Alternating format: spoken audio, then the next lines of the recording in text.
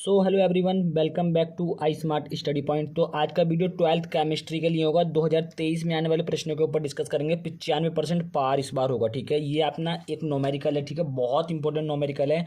और इससे पहले मैंने सभी सब्जेक्ट का इंपॉर्टेंट वीडियो बना दिया और लगातार चल भी रहा है। सबका लिंक डिस्क्रिप्शन बॉक्स में दिया हुआ है, ठीक है। प्रीवियस जितनी भी वीडियो हैं, बहुत इंपॉर्टेंट नोमेरिकल है भाई, बहुत बार पूछा गया है, ठीक है।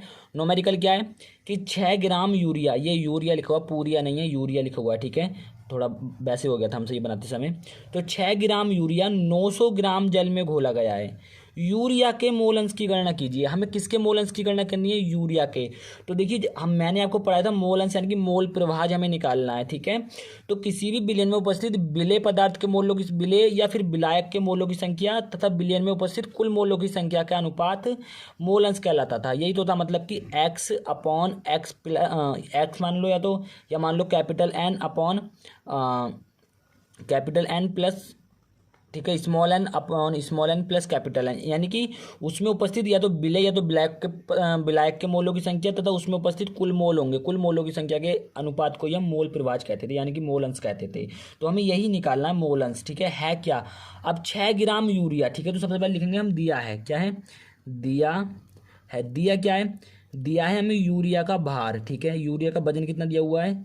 यूरिया का भार, ठीक है, का भार हमें दिया हुआ है 6 ग्राम, ठीक है। यूरिया का भार हमें कितना दिया हुआ है? 6 ग्राम दिया हुआ है, ठीक है।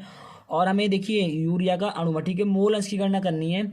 और हमें यूरिया का, ठीक है, तो सबसे पहले हमें यूरिया के मोल निकालने पड़ेंगे फिर, क्योंकि हमें यूरिया के मोल अंश के निकालने पड़ेंगे, मोल अंश की गणना करनी है तो हमें यूरिया के मोल निकालने पड़ेंगे, ठीक है। यहाँ पे एक क्वेश्चन पूरा लिखा नहीं मैंने, यहाँ पे लिखा हुआ है यूरिया का अणुभार 60 है। यूरिया का अणुभार क्या है? 60 है, ठीक है। क्वेश्चन अब बना पूरा, ठीक है। यूरिया का अणुभार भी दिया हुआ है, ठीक है। तो लिखो यहाँ पे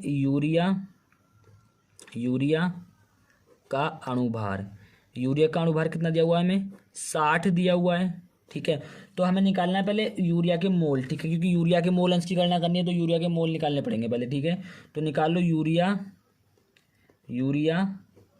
के मोल। यूरिया के मोल हम कैपिटल एन मान लेते हैं। क्या मान लेते हैं? कैपिटल एन, क्योंकि 6 ग्राम यूरिया को 900 ग्राम जल में घोला गया है। तो भैया दोनों को मिला करके बिलियन बनना है, ठीक है। तो उसमें यूरिया के मोल को क्या मान लिया हमने? स्मॉल एन मान लिया। तो अब ये जो फॉर्मूला होता है वो होता है यूरिया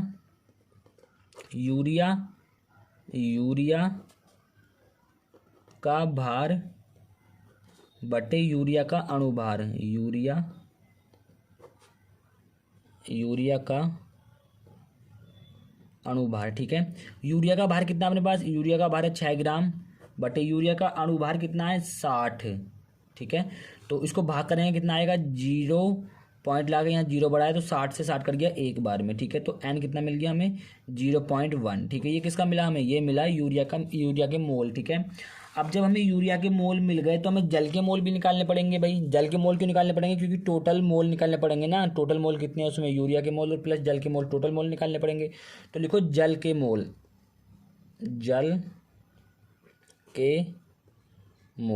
जल के मोल को हम कैपिटल एन मान लेते हैं, ठीक है। कैपिटल एन मान लिया तो इसमें जो फॉर्मूला बनेगा वो बनेगा जल का भार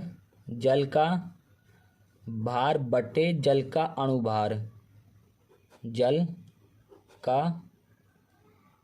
अणुभार, ठीक है।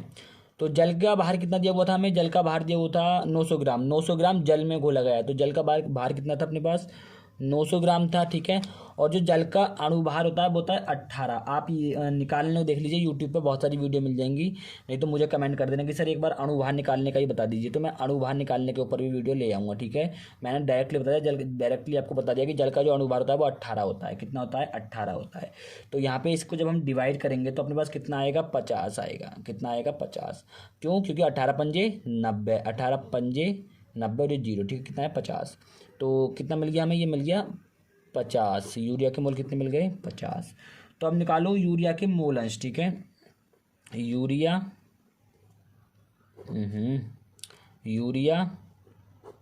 के मोल अंश हमें निकालने हैं। तो मोल अंश को हम दिखाते हैं, आपको पता है ना किससे दिखाते हैं? एक्स से। तो ये आता है अपने पास small n upon small n plus capital N, ये होता है। तो यहाँ पे x is equal to small n, n कितना अपने पास? 0.1 स्मॉल एन प्लस ये small n 0.1 plus capital N 50, कितना आ गया 50, ठीक है। तो फाइनली यहाँ पे कितना आएगा 0.1 अपॉन नीचे आ जाएगा 50.1, इससे ये कट जाएगा, ठीक है। तो यहाँ पे x इजिकल टू कितना रहेगा, जब यहाँ पे देखिए 0 पॉइंट ला के 0 बढ़ाएंगे, ठीक है, यहाँ पे 0 बढ़ाया, फिर 0 बढ़ाएंगे, फिर यहाँ पे हमने 0 बढ़ाया, ठीक है। उसके बाद हम एक बार और 0 बढ़ाएंगे, ठीक है। तो यहाँ से 500 से ये कटेगा 2 टाइम्स, ठीक है, 1000 जाएगा ना। तो फिर उसके बाद बचेगा ये इतना, उसके बाद अपना 0, ठीक है। तो आप जब भाग करेंगे, भाग करने तो आई थिंक आपको आता ही होगा, करेंगे तो आपका इतना इसका आंसर आ जाएगा, ठीक है। कोई दिक्कत भाई, यहाँ तक किसी को दिक्कत है तो मुझे बता दीजिएगा, ठीक है। इतना आपका आ गया। तो यूरिया के मोल अंश कितने हो गए 0.0020, ठीक है। अब चलते हैं हम अपने नेक्स्ट क्वेश्चन पे। तो देखिए प्रश्न संख्या 2 है अपने पास, 1 लीटर जल में कितने मोल हैं। अब हमसे क्या पूछा कि 1 लीटर जल में कितने मोल है, मोल वही पूछा कितने मोल है, ठीक है। मोलों की संख्या पूछी है हमसे। तो जल का घनत्व हमें 1.0 ग्राम मिलीलीटर दिया हुआ है, ठीक है। अब देखिए जल का घनत्व किस में दिया है, मिलीलीटर में दिया, मतलब ग्राम प्रति मिलीलीटर में दिया हुआ है। तो आपको जो ये जल दिया हुआ है 1 लीटर जल में, यानी कि जल जो दिया हुआ है उसको पहले किस में चेंज करना पड़ेगा, आपको मिलीलीटर में चेंज करना पड़ेगा, ठीक है। तो लिखिए यहाँ पे, लिखिए जल, पेन दूसरा ले लेता हूँ मैं, जल का आयतन, यानी कि जल का आयतन का मतलब जल कितना दिया हुआ है, ठीक है। अब जल लीटर में दिया हुआ तो आयतन होगा लीटर में, सीधी बात है, क्योंकि लीटर के अंदर भरा होगा, और किसी भी चीज़ के अंदर अगर कोई चीज़ भरी जाती है तो वो आयतन होती है, ठीक है। तो जल के आयतन को हम दिखाते हैं V से।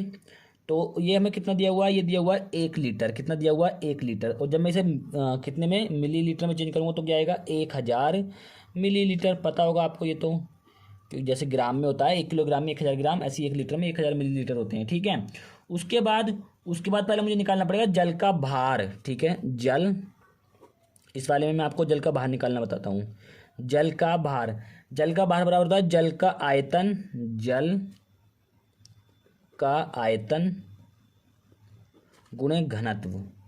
जल का ही घनत्व होगा, आप किसी और का घनत्व मत ले लेना, ठीक है। तो जल का आयतन कितना था अपने पास, जल का आयतन 1000 इंटू घनत्व कितना था, जल का घनत्व 1.0 ग्राम प्रति मिलीलीटर है। तो इसका घनत्व कितना था 1.0 का मतलब क्या होता है 1 ही है। तो जब इसको करेंगे तो कितना आ जाएगा 1000, और जल का बाहर का मात्रा क्या होता है ग्राम या किलोग्राम, तो ग्राम में लेंगे क्योंकि मिलीलीटर में चेंज किया हुआ है। तो 1000 ग्राम आ गया। अब हमें हमसे पूछ रही जल के मोलों की संख्या, किसके, जल के मोलों की संख्या। तो जल के मोलों की संख्या कैसे निकालेंगे, जल का भार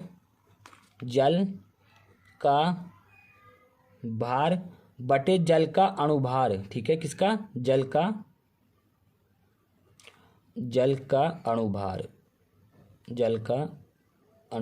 ठीक है। अब हमें जल का भार कितना अपने पास, जल का भार बताइए कितना अभी निकाला था 1000 ग्राम, तो 1000 बटे जल का अणुभार तो बताइए कितना होता है 18 होता है, कितना होता है 18। तो यहाँ पे 18 पंजे 90, ठीक है। 100 को भाग दिया 18 पंजे 90, फिर 10 बचा, 10 मैंने फिर से 0 को दे दिया, 100 हो गया। तो फिर से 18 पंजे 90, फिर पॉइंट, फिर से अपने पास 10 बचा, पॉइंट लगा 0 बढ़ाया तो फिर 100 हो गया, 18 पंजे 90, फिर से 10 बचा, फिर 0 बढ़ाया तो 18 पंजे 90, ये चलता रहेगा। तो हम इसको यहाँ पे छोड़ देंगे। तो ये इसको हम कैपिटल N मान लेते हैं, स्मॉल n सॉरी। तो स्मॉल n कितना मिल गया हमें 55.5, ठीक है।